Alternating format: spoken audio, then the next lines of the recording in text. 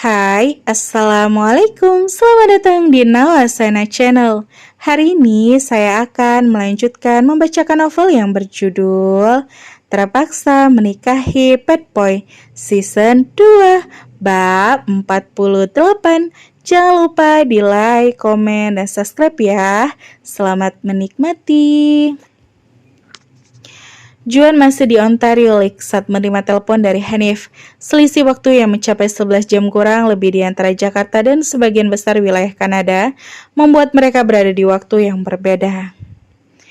Sahur, ucap Hanif begitu panggilannya tersambung. Dia langsung membagi candaan seperti biasa.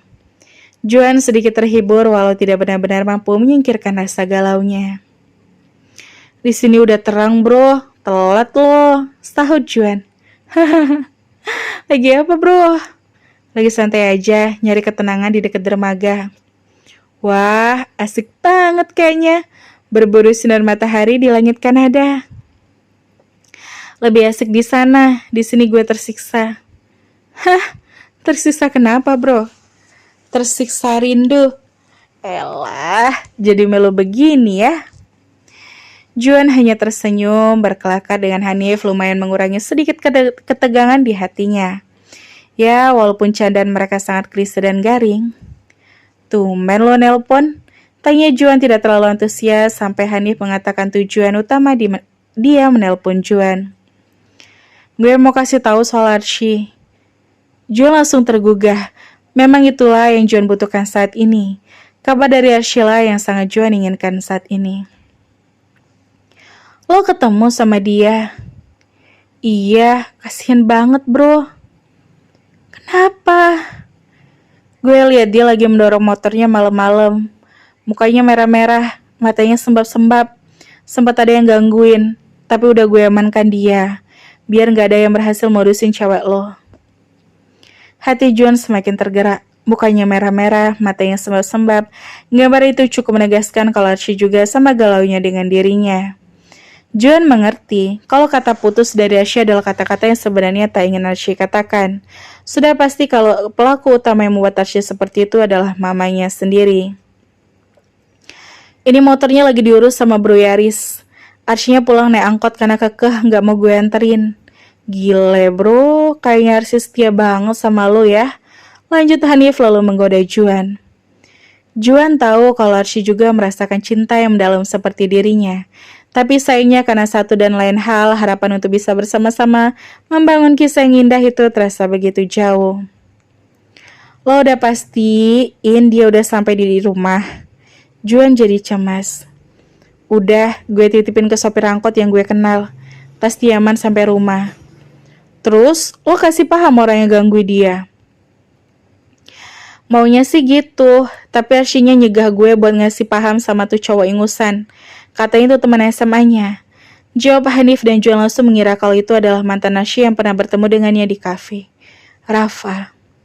Juan tambah resah. Juan tahu kalau selama dirinya jauh pasti akan dimanfaatkan oleh orang-orang yang ingin mendekati kekasihnya. Lo gak coba telepon dia? Coba aja tanyain, kelihatannya sih lagi gak baik-baik aja. Jelas banget kalau dia baru aja selesai nangis. Mungkin dia ada masalah sama rekan kerjanya. Usul Hanif. Nomornya gak aktif. Oh iya sih, tadi dia juga bilang gitu. Tapi pas nyampe rumah pasti dia charger HP-nya dong. Mungkin sekarang udah aktif. Iya, gue akan coba hubungi dia lagi. Kecuali kalau dia lupa charger HP-nya terus ketiduran. Di sini udah hampir tengah malam, bro. Ya udah, sementara laporan gue segitu aja. Ntar kalau ada apa-apa gue kabari lagi. Lo cuma tinggal beberapa hari lagi kan di sana? Iya, kurang dari seminggu lagi. Oke deh. Hanif dan Juan sudah mengakhiri obrolan dan Juan langsung mencoba menelpon ke nomor Archie dan masih sama. Nomor Archie tidak dapat dihubungi. Mungkin Archie memang lupa tidak mengisi daya ponselnya. Atau bisa jadi juga sengaja untuk menghindari Juan. Juan sangat gusar dan jiwanya serasa sudah melayang ke tempat kekasihnya berada. Tapi sayangnya raganya masih di belahan dunia yang lain. Rasa rindu dan yang lainnya bercampur bergumuh di dalam hatinya. Sementara hidup yang menyala saat ini merasakan kasmaran yang indah dengan Arsy. Sekarang sedang redup karena masalah baru, yang sayangnya tak bisa langsung ia selesaikan karena terhalang oleh jarak. Life must go on. Walau hatinya sedang tidak baik-baik saja, tapi Arsy tak bisa menjadikan itu sebagai alasan untuk mangkir kerja. Dia tak tahu apakah motornya sudah selesai diurus apa belum. Arsy tak memiliki nomor Hanif atau anggota The Wolf yang lain. Lagi pula, sejak semalam Arsy tidak lagi menyalahkan ponselnya. Hari ini Arsy kerja siang. Arsy sudah berseragam dan sedang memakai sepatu di teras rumah. Wajahnya malah semakin sembab karena semalaman dia tak bisa berhenti menangis. Ci, ini bekal buka kamu nanti ya, kata Nala lalu menyimpan kotak makan Arsy di dekat meja. Aku nggak puasa, barusan aku dapat. Arsy menjawab tanpa menoleh dengan sikap yang masih dingin. Oh alah, ya udah kau makan dulu aja di sini kalau gitu. Enggak, aku berangkat sekarang. Arsy sudah selesai memakai sepatu dan bangkit dari duduknya bersiap untuk pergi. Naik angkot ya? Tanya Nana. Arsy mengangguk pelan. Hati-hati ya, kata Nana. Arsy juga tidak bersuara dan hanya menukas dengan anggukan pelan yang sama. Nana mengerti kalau Arsy pasti sedang melewati salah satu fase yang berat lagi di dalam hidupnya. Nana tahu kalau anaknya itu pasti rapuh, tapi Arsy adalah karang yang sudah terbiasa diterpa oleh badai kehidupan saat pertama kali mereka menyandang status sebagai orang miskin baru. Arsy bisa melewatinya dengan lapang dada. Bahkan Nana juga merasa dikuatkan oleh sikap Arsy saat menghadapi kasus sang ayah. Arsy tahan diejek, dipuli, dan dikucilkan oleh teman-temannya. Arsy seolah tidak mengalami culture shock dari kehidupan serba lebih ke kehidupan yang serba kekurangan. Bahkan Arsy tak gengsi lalu mencari pekerjaan untuk melanjutkan hidup. Dan sekarang Nana yakin kalau hanya masalah seperti ini pasti Arsy juga akan mampu melewatinya dengan baik. Arsy terus berjalan menuju ke ujung jalan, menuju jalan raya untuk menyetop angkot yang akan mengantarnya ke tempat kerja. Tapi belum sempat sampai, Hanif dan Yaris muncul. Yaris membawa motor milik Arsy. Kebetulan ketemu di sini, kata Hanif lalu berhenti tepat di depan Arsy. Wah, sampai diantari begini, jadi malu, tekas Arsy. Kamu mau berangkat sekarang? Tanya Hanif. Iya, rencananya mau naik angkot. Nih, udah selesai, udah aman. Sekalian saya ganti olinya juga, kanvas remnya juga. Wah, ketahuan ya kalau motorku udah lama gak diservis. Arsy tambah malu lalu dia mengambil uang dari tasnya. Uang yang harusnya jadi bekal untuk sampai gajian bulan ini. Motor kamu kayaknya udah gak enak banget dipakainya, makanya sekalian aja diservis. Terus aku harus bayar berapa? Segini cukup gak? Kurangnya besok aku bayar ya, kata Arsy lalu menyodorkan 2 lembar uang 100 ribuan pada Yaris. Aman kok, gak usah bayar. Loh, simpen aja uang kamu, khusus calon istrinya anggota The Wolf, servis apapun gratis, tis. Gak ada Yaris. Arsy salting sekaligus merasa getir, karena kenyataannya status sebagai calon istri John itu hanya angan belaka, terlalu muluk untuk menjadi nyata. Aku bayar aja deh, kalau kurang nanti aku bayar sisanya. Gak usah, serius nih gak usah. Nih motornya. Yaris turun dari motor Arsy lalu menyerahkannya pada Arsy. Duh, aku jadi gak enak, mana ngerepotin malam-malam pula. It's okay, dia ini kalong, kehidupannya di malam hari kok. Sahut Hanif. Ketawa lo. Arsy senang karena masih dikelilingi oleh orang-orang baik yang peduli pada dirinya. Arsy sudah standby di atas motornya lalu memakai helmnya. Bentar dulu, aku diminta buat nelpon si John dari nomorku terus kamu bicara sama dia. Katanya kok nomor kamu gak aktif dari semalam. Hanif menahan kepergian Arsy. Rupanya dia mendapat tugas lain dari Juan untuk menelpon begitu bertemu dengan Arsy agar Juan bisa bicara dengan Arsy.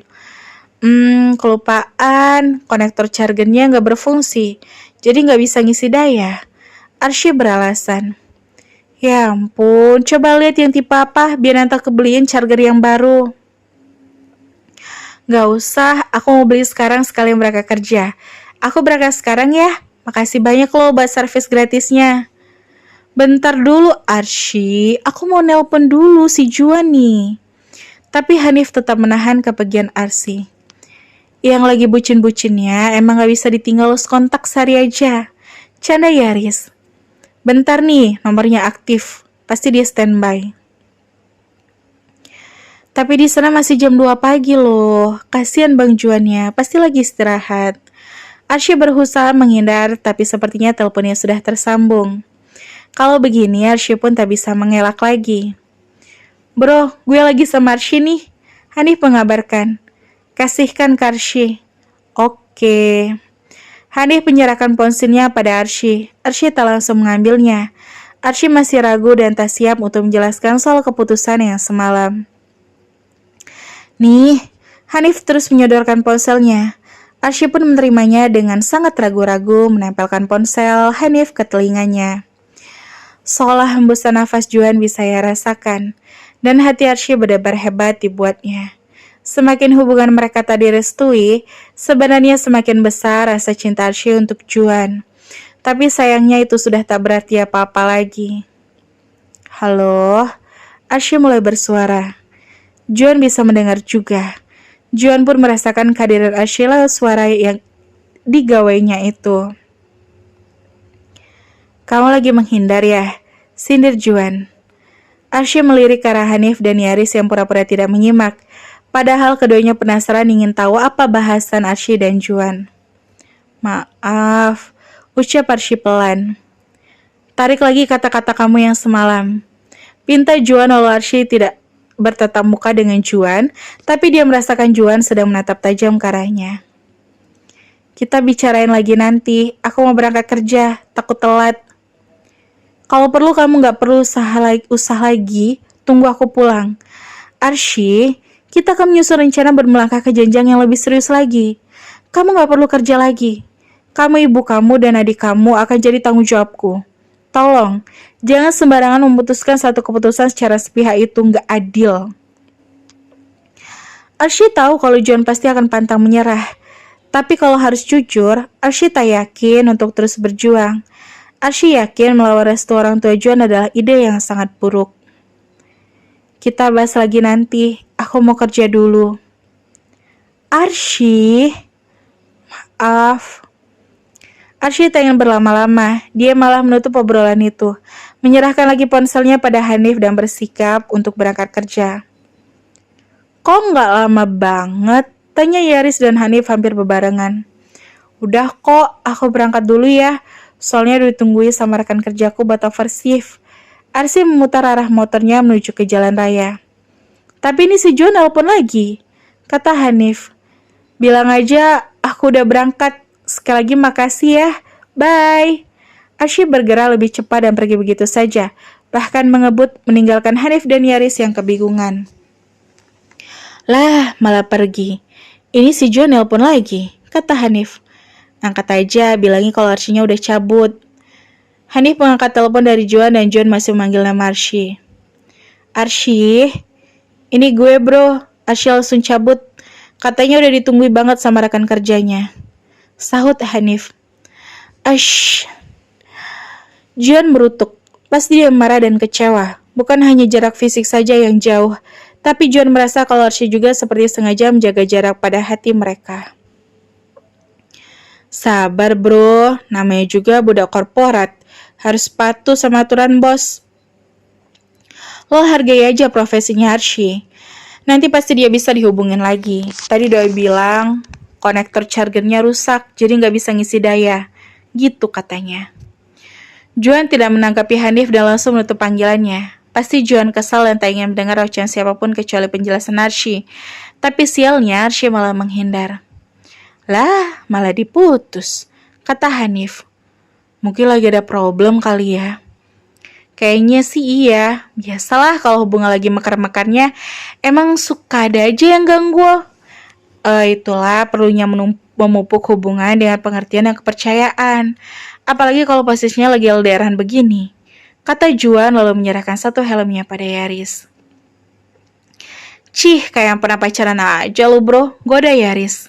Setahu gue lu jomblo terus, gak ketahuan kapan punya cewek, sambungnya.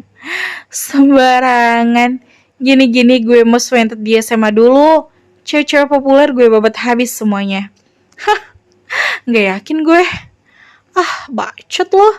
Ayo cabut, gue mau nganterin emak ke swalayan buat beli bahan-bahan kue. Kata Hanif lalu mengajak Yaris untuk segera naik ke atas motornya. Cia, berbakti amat lo sama emak lo. Haruslah. Mereka berdua beranjak dari sana. Tugas mereka untuk mengantarkan motor dan menghubungi Archie dengan Juan sudah selesai. Kayaknya seharian kemarin gak ada interaksi di antara mereka. Tapi anak kita jadi kelihatan muram banget. Gak bicara apa-apa. Adi Aksa mengabari kondisi Juan saat ini pada Liliana via sambungan telepon. Baguslah. Berarti anak itu nurut buat gak menghubungi Juan dulu. Walaupun aku gak tahu sampai kapan. Sal Liliana merasa lega. Jadi, kamu udah bicara sama Archie. Kalau kamu gak cerita, apa aja yang kau bicarakan dan gimana responnya?